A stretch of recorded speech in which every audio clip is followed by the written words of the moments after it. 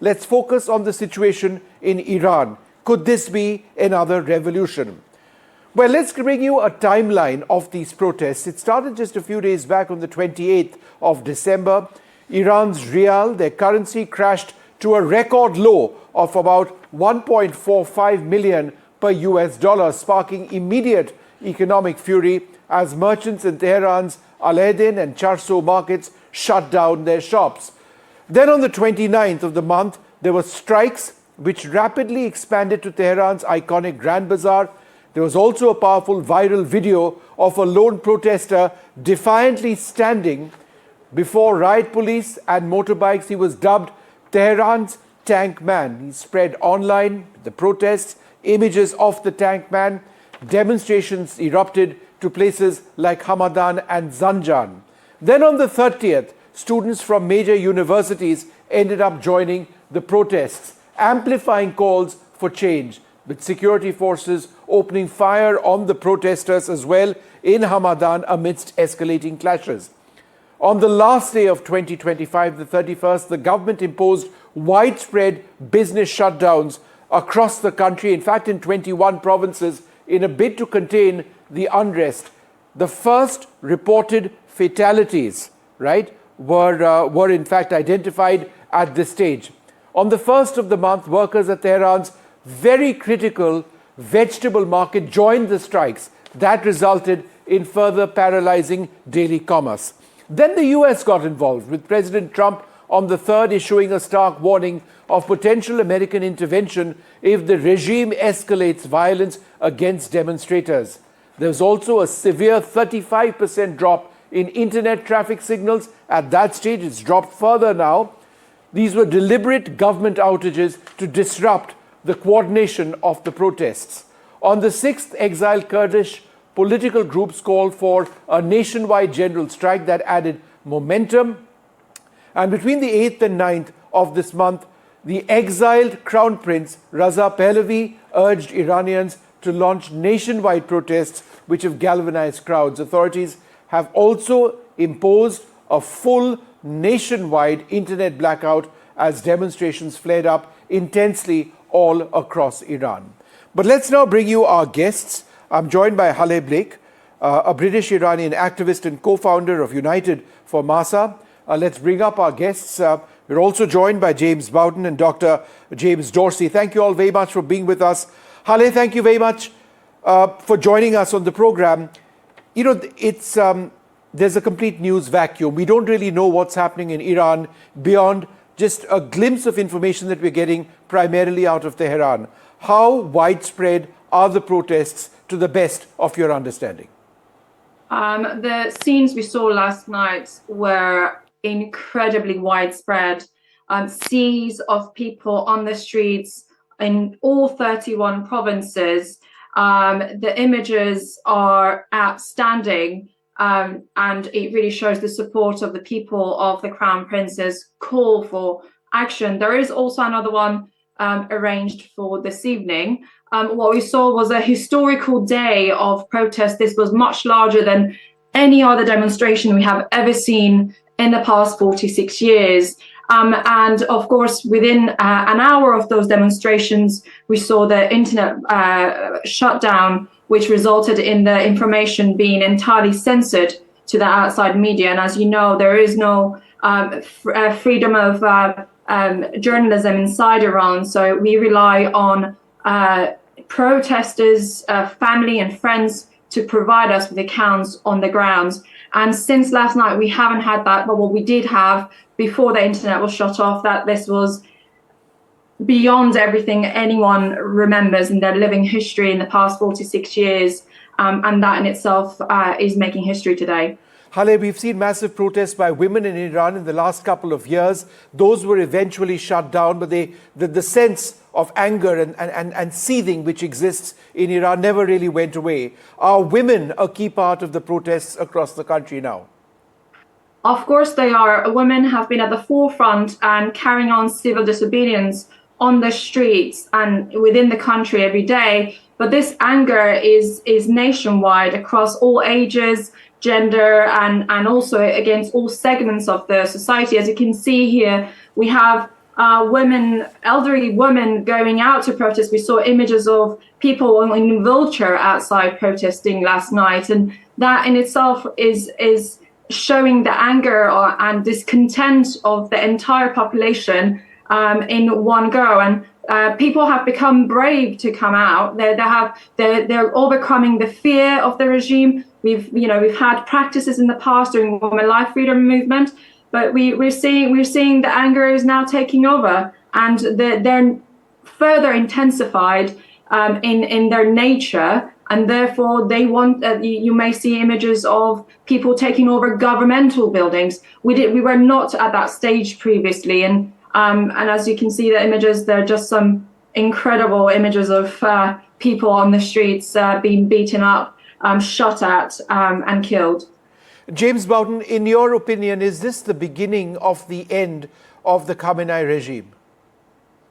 Oh, that's a very good question. I'm not 100% sure. I do think that we are in a petite insurrection, if not a full insurrection. Actually, just in the last couple of hours, the Iranian government released news updates that several police officers, as well as security personnel, had been killed in the protests. And this also follows photos loaded up onto social media of a police officer who was reportedly burned on the streets. So we are definitely witnessing an incredible moment here where I think that the Iranian state is being really challenged to its greatest degree at this time. If this is not the end, it is very close to it. I think next 2 to 3 weeks are going to be the determining factor. What would be the determining factor? Well, the determining factor would be a couple of events that we need to see. Number one, we've seen some of the Kurdish groups begin to announce that they want to pull away and begin their independence movements again. Also, Sistun Baluch groups have not announced anything yet, but they are probably getting primed to move away. But another one will be, I think, even more of these deaths. I think there will be a critical mass of police stations and government buildings that are burned. The number one key will be any moves by the Iranian regime. As soon as we start hearing and seeing more stories in the media about where Khamenei will go after this crisis, that's the signal to say, all right, it's collapsing. Okay. Dr. James Dorsey, I'm just trying to understand what sort of support does Prince Raza Pahlavi really enjoy in Iran? Is he strong enough to be the big unifier? Before I answer your question, let me just make one remark about to what degree this poses a challenge to the regime. There's no doubt that this is one of the most serious challenges that the regime has faced. There's also no doubt that there is widespread anger, particularly with the rapidly and radically deteriorating economic situation. However, experience with popular revolts shows that revolts succeed when you start to see splits within the regime, particularly within the military forces. If you think back of the 1979 Islamic Revolution in Iran, part of what happened there was a split in the military. We're seeing no indications of that. I think, in fact, in terms of the popularity of the Shah, sure, there are segments of society that support the Shah. However, you've seen, I saw on the screen that you showed slogans in favor of the Shah. There are also slogans that say no Khamenei and no Shah, and we don't really know what support bases there are. Indications over time in the past have been that the Shah's support is not a majority. Right. Is he potentially still, though, Dr. Dorsey, the primary unifier, should there be one? I personally doubt it. I think what you're going to see is coming out of Iran. There are very different perceptions between much of the Iranian diaspora and Iranians themselves. both of which have had very different experiences since the 1979 revolution. Yeah. Hale, who's the leader of the revolt? I see it to be a public outpouring of anger for all the reasons that we've identified. But is it faceless in a sense at this stage? No, we have a very clear leader, and the chants of pro-Pahlavi chants have been across all of the locations, across all sides, even the most conservative religious cities such as Mashhad and Qazvin. You can see that across all of those. So this is definitely very much has a face. And in terms of defection, the Crown Prince did actually launch a defection campaign back in the summer, and over tens of thousands of defections has already been registered with him, and they are within active communication.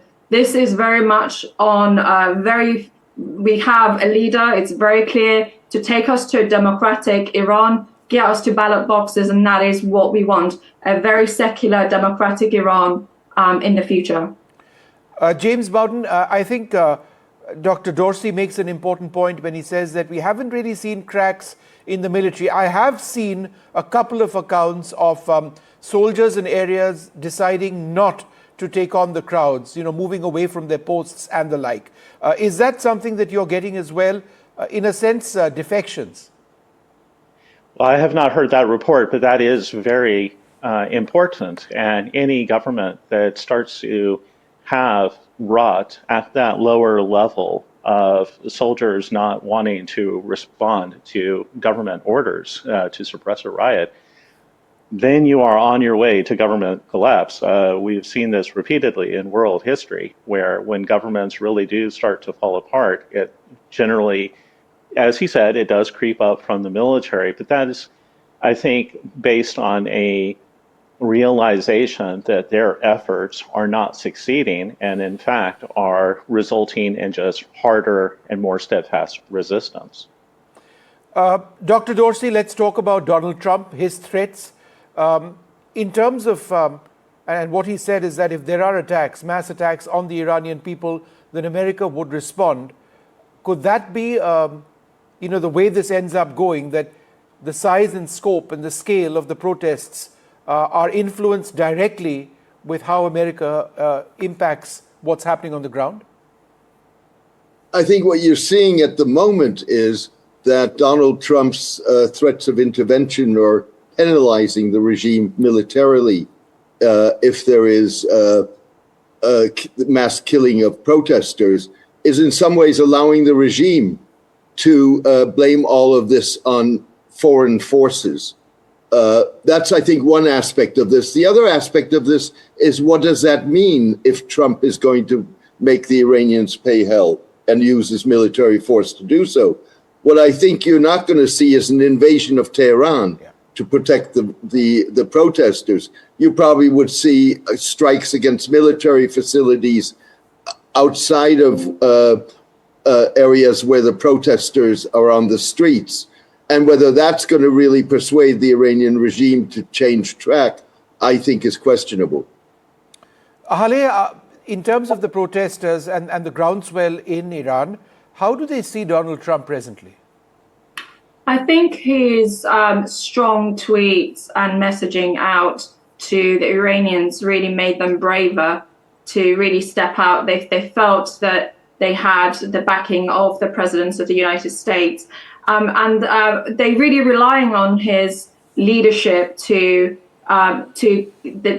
seeing as a strength and hope to the Iranians, and something as little as social media posts having that sort of effect in itself is massive.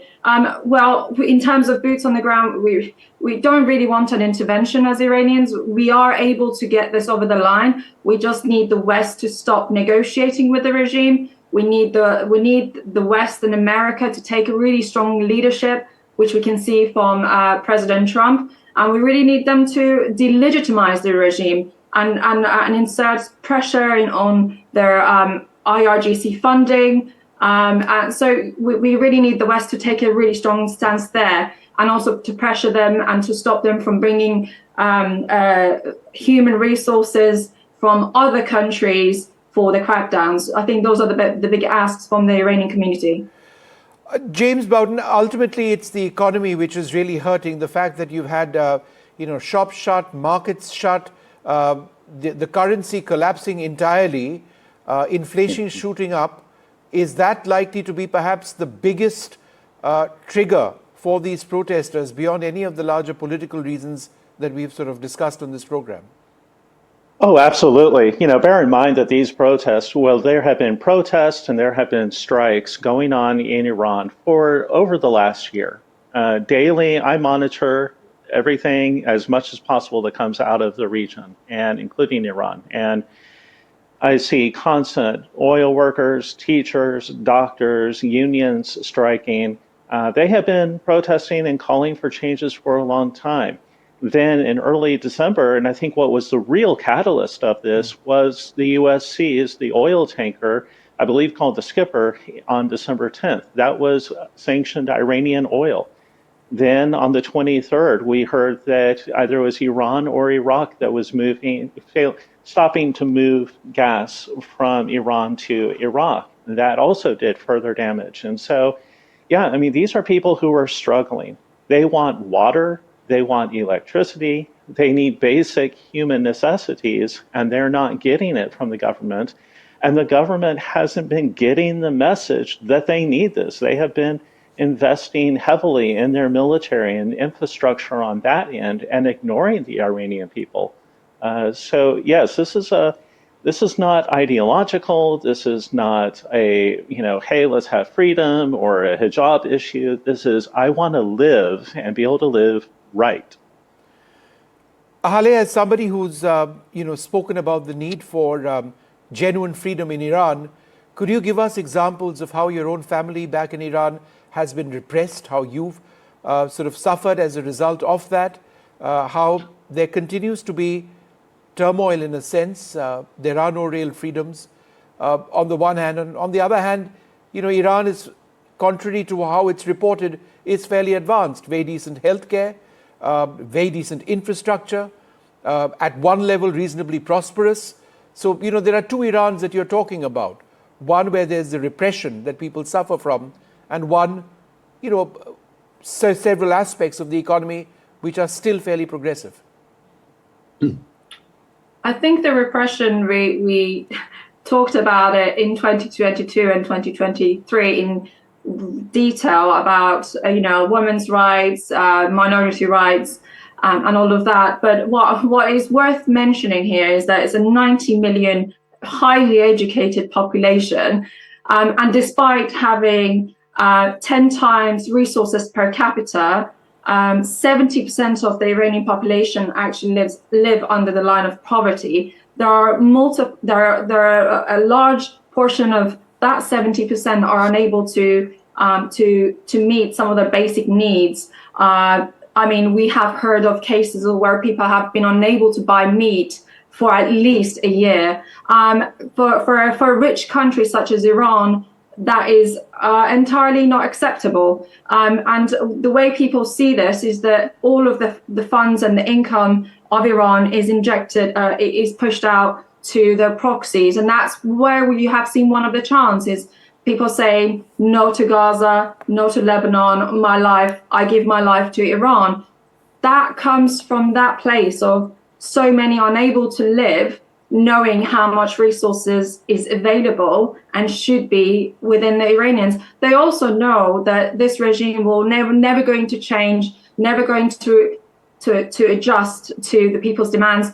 It doesn't matter what type of president we have, selected president we have, the outcome continues to be the same. This is an authoritarian regime that has been occupying Iran for 46 years and have used the same tricks to negotiate with the West, and that the people are not accepting it anymore. There's no kind of reform idea that people are willing to even entertain. So that's why you can see that people are completely look to their past and how the infrastructure of now was actually built back 46 years ago. And this regime is not able to keep up with some of their even maintaining of those infrastructures, such as a very simple bridge that was made by Reza Shah. So This is why the Iranians are very nostalgic to their past, and they do not trust anybody else but Reza Pahlavi to take them out with that transition to ballot boxes.